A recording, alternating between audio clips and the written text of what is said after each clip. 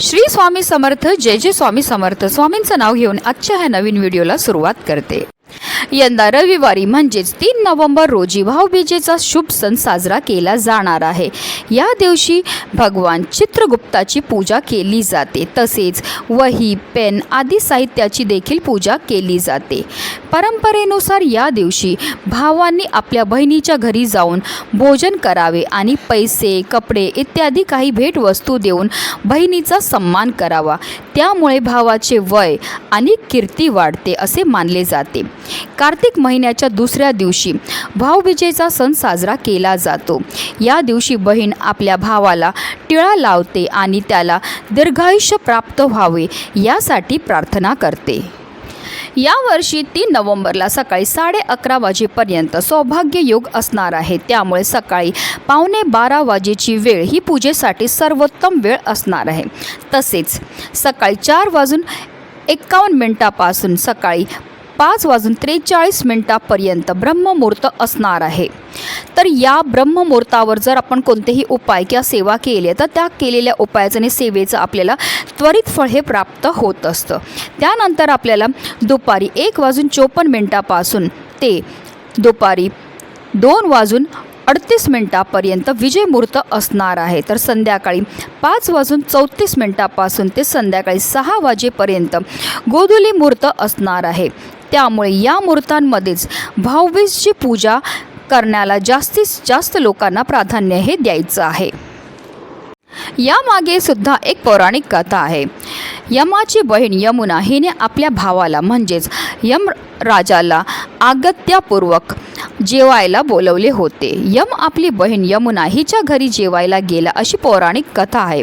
या दिवशी यमराजाने आपल्या बहीण यमुनेच्या घरी जाऊन तिला वस्त्र अलंकार इत्यादी वस्तू देऊन तिच्या घरी भोजन केले.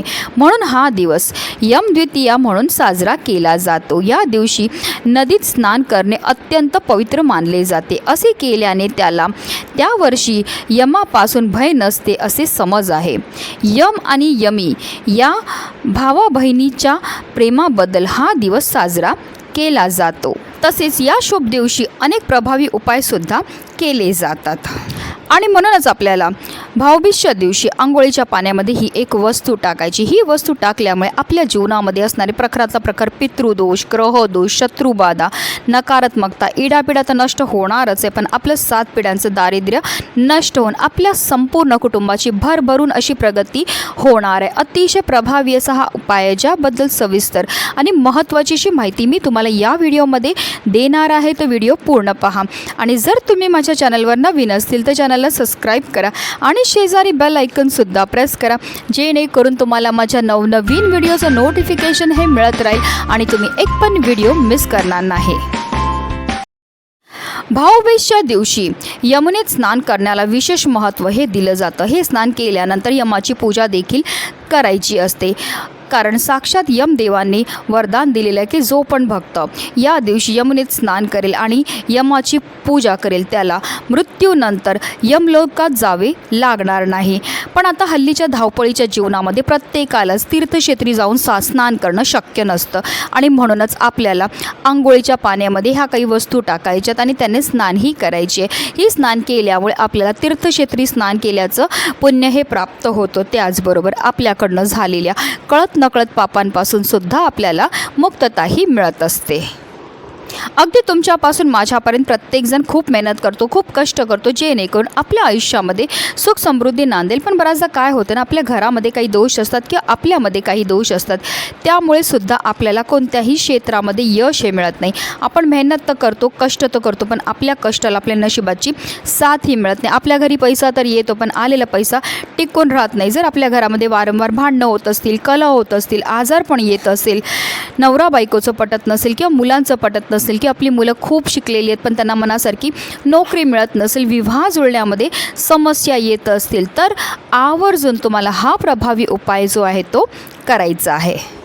तर आपल्याला भाऊबीजेच्या दिवशी ब्रह्ममुहूर्तावर उठायचं आहे आणि अंथरुणामध्ये बसूनच सर्वप्रथम आपल्याला ओम नमो भगवते वासुदेवाय नमो या मंत्राचा जप करायचा आणि दिवसाची सुरुवात ही करायची आहे. त्यानंतर आपल्याला अंघोळीला पाणी हे काढायचं आणि अंघोळीच्या पाण्यामध्ये सगळ्यात पहिली वस्तू जी आपल्याला टाकायची आहे ते म्हणजे गंगाजल. गंगाजल टाकून आपण स्नान केली तर आपल्याला तीर्थक्षेत्री स्नान केल्याचं पुण्य हे प्राप्त होत असतं. त्याचबरोबर आपल्याकडनं झालेल्या कळत नकळत पापांपासून सुद्धा आपल्याला मुक्तताही मिळत असते. दुसरी वस्तू जी आपल्याला अंघोळीच्या पाण्यामध्ये टाकायचे ते म्हणजे चिमूटभर मीठ. मीठ टाकून स्नान केल्यामुळे आपल्या जीवनामध्ये असणारी जेवढी पण नकारात्मकता आहे, इडापिडा आहे, दोष आहेत, नजरबाधा आहे ती दूर होण्यामध्ये मदतही मिळत असते. तिसरी वस्तू जी आपल्याला अंघोळीच्या पाण्यामध्ये टाकायचे ते म्हणजे चिमूटभर हळद. हळद टाकून स्नान केल्यामुळे आपल्या कुंडलीमध्ये असणारा गुरुग्रह मजबूत होतो, ज्यामुळे आपल्या जीवनामध्ये असणारी आर्थिक समस्यांपासून आपल्याला मुक्तताही मिळत असते. तसेच आपल्याला चिमूटभर काळे तिळसुद्धा आपल्या अंघोळीच्या पाण्यामध्ये टाकायचे. तिळांची उत्पत्ती ही श्री हरिविष्णूंच्या घामापासून झाली होती आणि जेव्हा पण आपण अंघोळीच्या पाण्यामध्ये तीळ टाकतो आणि स्नान करतो त्यामुळे आपल्या कुंडलीमध्ये असणारा प्रखर पितृदोष, ग्रहदोष, शत्रुबाधा, नजरदोष, नकारात्मकता, इडापिडा दूर होण्यामध्ये मदतही मिळत असते. त्याचबरोबर आपल्याला अगदी 1 चमचाभर गाईचं कच्चं दूधसुद्धा टाकायचं आहे, कारण दूध टाकून स्नान केल्यामुळे आपल्या कुंडलीमध्ये असणारा चंद्रग्रह बलवान होतो आणि चंद्र हा मनाचा कारक मानला जातो. आणि जेव्हा पण आपण अंघोळीच्या पाण्यामध्ये गाईचं कच्चं दूध टाकतो आणि स्नान करतो त्यामुळे आपल्याला शारीरिक त्रासापासून आणि मानसिक त्रासापासून मुक्तताही मिळत असते. तर आपल्याला या सर्व वस्तू अंघोळीच्या पाण्यामध्ये टाकायच्यात आणि स्नानही करायचे. स्नान करताना आपल्याला या एका मंत्राचा जपसुद्धा करायचा आहे. गंगे च यमुने च गोदावरी सरस्वती नर्मदे सिंधू कावेरी जलसिंस्म निधी कुरु या मंत्राचा आपल्याला जप करायचा आणि स्नानही करायची आहे. स्नान करायची पण एक विशिष्ट पद्धत असते. आपल्याला सर्वप्रथम 1 मग पाणी आपल्या उजव्या खांद्यावर टाकायचं, 1 मग पाणी आपल्या डाव्या खांद्यावर टाकायचं आणि त्यानंतर आपल्याला संपूर्ण स्नानही करायची आहे. जे आपण अंघोळीच्या पाण्यामध्ये हा वस्तू टाकतो त्याचबरोबर मंत्राचा जप करतो त्यामुळे आपल्या तनाबरोबर आपल्या मनाची सुद्धा शुद्धीही होत असते आणि पवित्र तनाने आणि पवित्र मनाने केलेल्या प्रत्येक कार्यामध्ये आपल्याला 100% यश हे प्राप्त होत असतं. स्नान केल्यानंतर आपल्याला स्वच्छ वस्त्र परिधान करायचे आणि त्यानंतर आपल्याला देवपूजाही करून घ्यायची.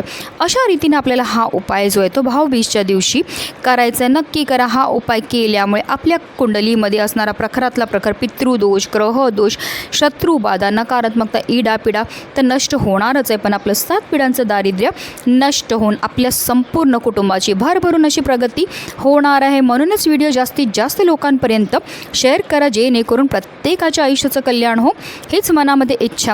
श्री स्वामी समर्थ. जय जय स्वामी समर्थ.